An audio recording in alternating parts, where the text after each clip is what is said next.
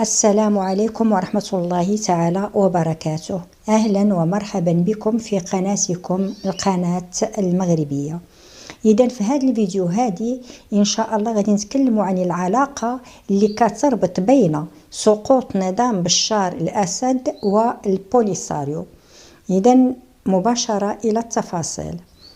كما قلنا فإن الحكم ديال عائلة الأسد في سوريا وصل إلى النهاية ديالو. فالنظام اللي كان ديجا أسسه حافظ الأسد عام 1971 راه سقط، والنجل ديالو بشار الأسد اللي حكم البلاد منذ 14 يوليو 2000 هو الآخر غادر سوريا السبت الماضي متجها صوب روسيا. هذا الهروب هذا ديال الرئيس السوري السابق كيمثل ضربة قوية للبوليساريو، واللي فقدت آخر دولة في الشرق الأوسط واللي كتعترف رسميا بالجمهورية الصحراوية. هذا الاعتراف هذا كان قد أقره والد بشار بعد الانضمام ديالو إلى جبهة عربية واللي أطلقها معمر القذافي في دجنبر 1977 في طرابلس، أي في العاصمة الليبية. وهي جبهة كانت كتضم ليبيا، الجزائر، سوريا واليمن الجنوبي.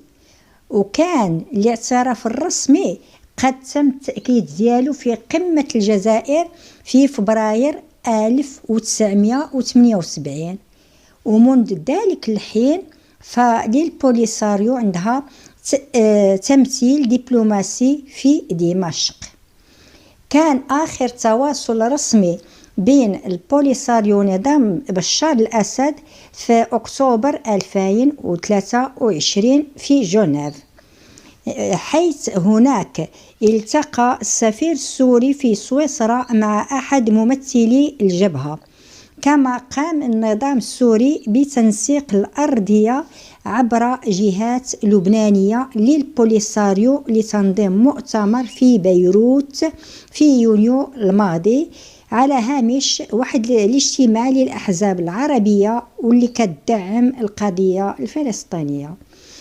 تجدر الإشارة خوتي خواتاتي إلى أن المغرب أبدى تحفظات بشأن إعادة سوريا إلى جامعة الدول العربية، وهو القرار اللي تم الاتخاذ ديالو في القمة العربية واللي عقدت في 19 ماي 2023 في الرياض.